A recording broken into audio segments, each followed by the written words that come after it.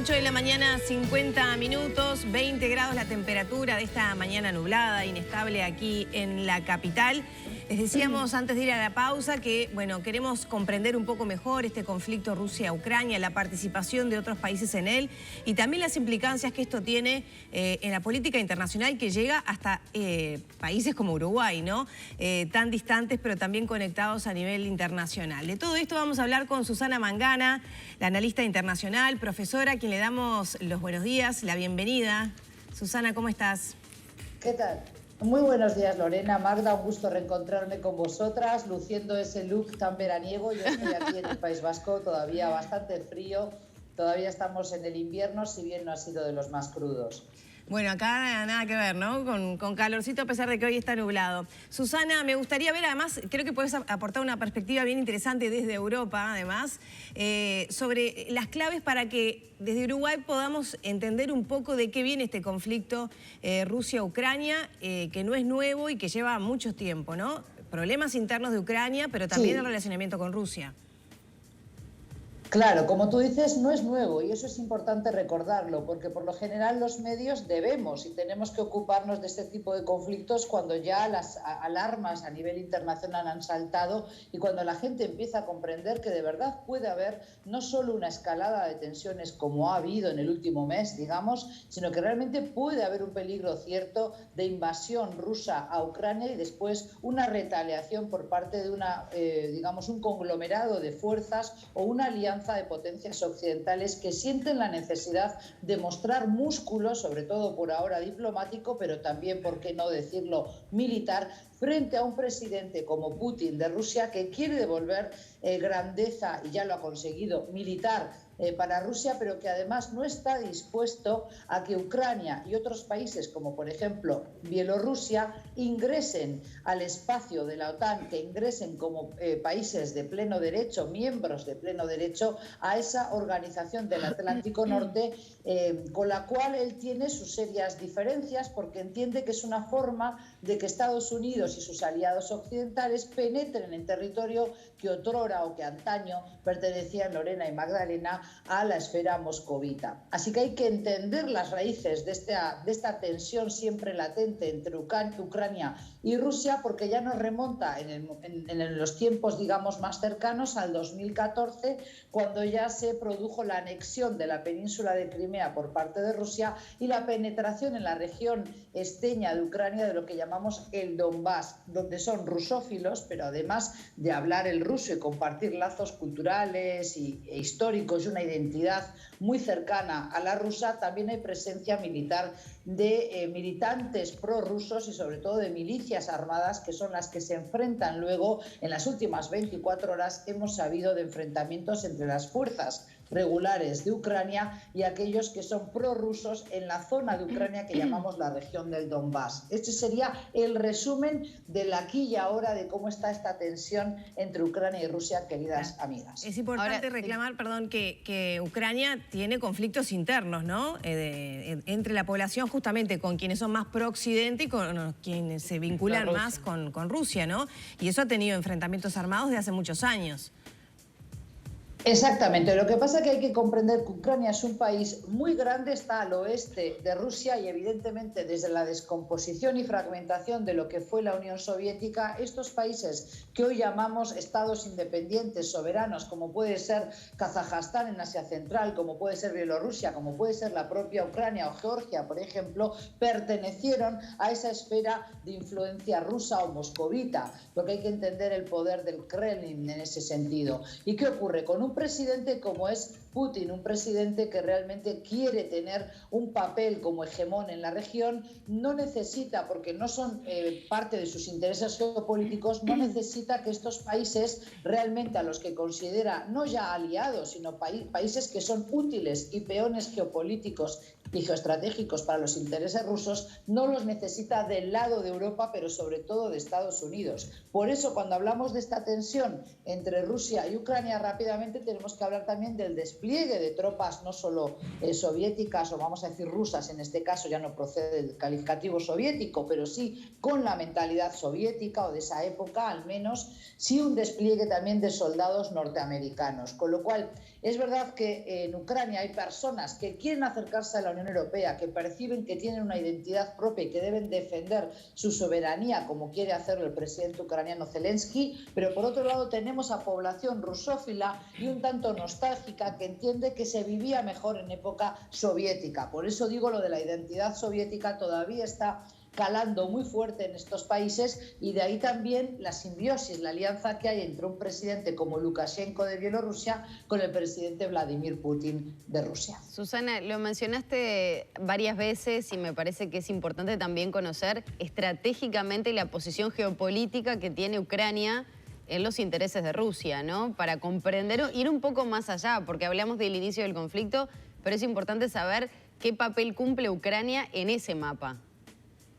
Y bueno, lo estás poniendo realmente, estás poniendo ese dedo en la llaga, como se suele decir, porque estás centrando la pregunta ¿por qué interesa tanto Ucrania a Rusia? Y porque si miramos el mapa geopolítico de esa región, que además tenemos que entender, Rusia es y ha sido siempre potencia desde la etapa napoleónica, pero ya desde la desde el 1800, desde aquella antigua época, diríamos, para los que simplemente tienen memoria de 20 años atrás, podemos decir, ¿verdad? Tenemos que entender que ha habido agresiones, invasiones militares hacia Rusia que provenían del oeste, y por tanto Ucrania era una barrera y sigue siendo defensiva. Es decir, Ucrania está al oeste de Rusia, es un país muy amplio, muy grande, se comparten muchísimas claves identitarias, como dije, hay un tronco en común histórico, cultural, lingüístico también que los acerca, pero evidentemente Rusia entiende que parte de su seguridad y por tanto de su profundidad estratégica depende de que Ucrania esté más cerca de Moscú que no que esté cerca de la Unión Europea, de Alemania o por ejemplo también de Estados Unidos. Por eso el presidente Putin ha tensionado la cuerda estas últimas semanas, ha desplegado a sus tropas ahí en la frontera con Ucrania para ejercer ese músculo militar y de alguna manera obligar a las potencias occidentales, sobre todo europeas, que han tenido una actividad diplomática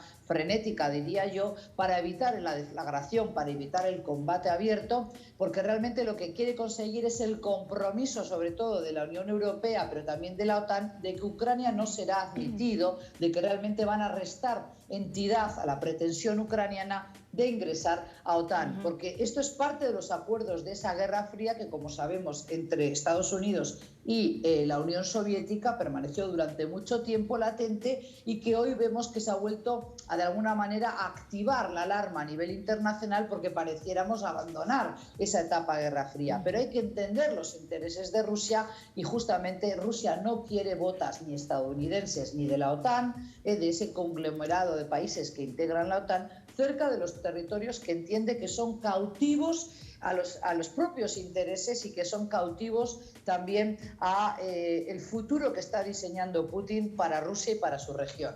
Susana, y en ese sentido Estados Unidos, ¿qué intereses tiene? Porque recién mencionabas la OTAN, Estados Unidos, que no se pise con botas estadounidenses ese territorio, pero ¿cuál es el interés que tiene Estados Unidos concretamente?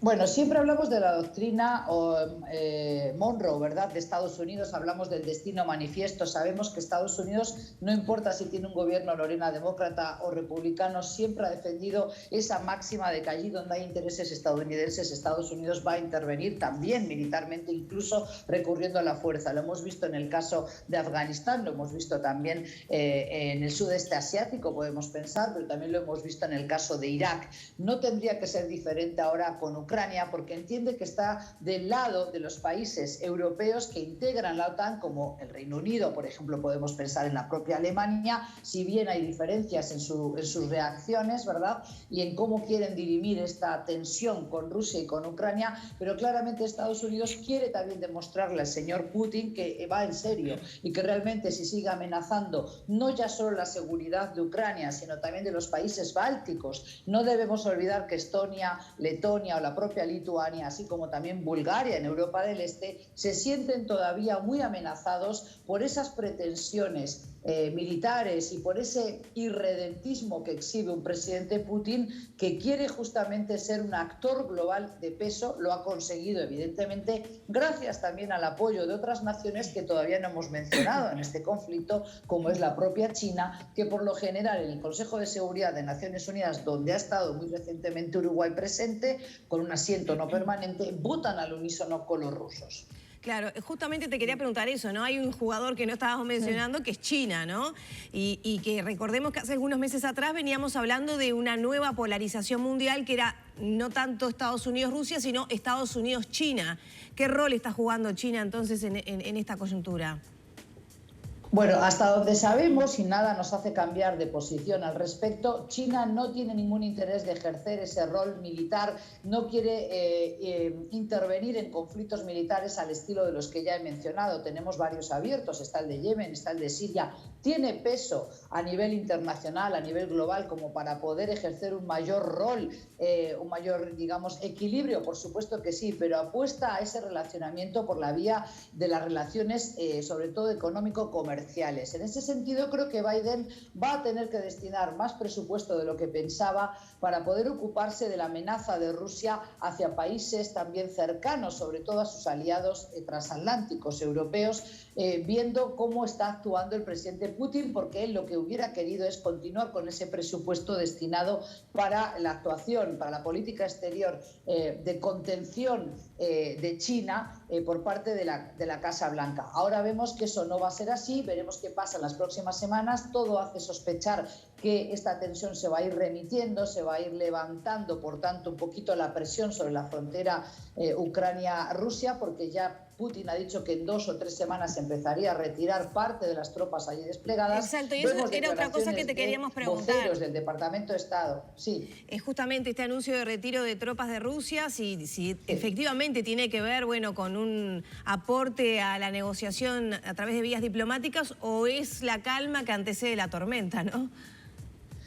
Bueno, yo creo, Lorena, que es más bien lo primero. Hay, como dije antes, un juego. Tú decías, mi posición aquí en Europa me permite ver que todos los días se está hablando, tanto a nivel de noticias internacionales, periódicos, pero también tertulias radiales. Por suerte, para mi gusto, demasiado tarde. Déjame decirte que veo apatía a nivel de sociedades europeas. Todavía estamos mucho más preocupados por las mascarillas, la pandemia, si habrá otra variante del Omicron, si realmente se reactivará la economía, etcétera, que preocuparnos por una posible guerra a las puertas de Europa. Y eso me deja, como tú sabes que soy docente, como profesora, me deja bastante triste, porque veo una apatía tanto en personas de cierta edad como también en los jóvenes que apenas, a duras penas, saben poner dónde queda Ucrania en el mapa. Y eso creo que los europeos es un lujo que no nos lo podemos dar, ¿verdad? Pero entonces, yo creo que esta actividad febril de las cancillerías, con el canciller alemán Scholz, pero también de parte de otras cancillerías, como puede ser la visita de Macron, por más que se comentó la mesa larguísima que había entre los dos presidentes, nos quedamos a veces en los medios en ese tipo de relato un tanto amarillista, un tanto superficial, en vez de ir a la cuestión. Rusia tensa la cuerda, esa es su estrategia, pero no creo que vaya a intervenir porque sabe realmente que habría una retaliación más allá de las sanciones económicas, pero también quiere dejar muy clara a la Unión Europea y a Estados Unidos de que realmente no deben seguir jugando en su patio trasero, podríamos decir, aunque la expresión no es feliz. Creo que toda la audiencia puede entender que el señor Putin considera a estos estados independientes hoy, pero que antes forman parte de la Unión Soviética, Lorena, como lugares intocables y por tanto geopolíticamente tiene un interés muy grande. Susana, y la pregunta ya para despedirnos, que no tenemos más tiempo, ¿qué representa la visita de Jair Bolsonaro a Vladimir Putin diciendo que se solidariza con Rusia? Bueno, yo creo que son expresiones de líderes que entienden que tienen que aprovechar el momento mediático, que tienen que sacar esa foto y que de alguna forma quieren formar un bloque también contra aquellos que ejercen presión. No hay una sintonía buena hoy entre la Casa Blanca y Bolsonaro, sabemos que de distinto signo político. Es así como Bolsonaro con Trump y con Putin se les llamaba a los presidentes macho alfa, ¿verdad?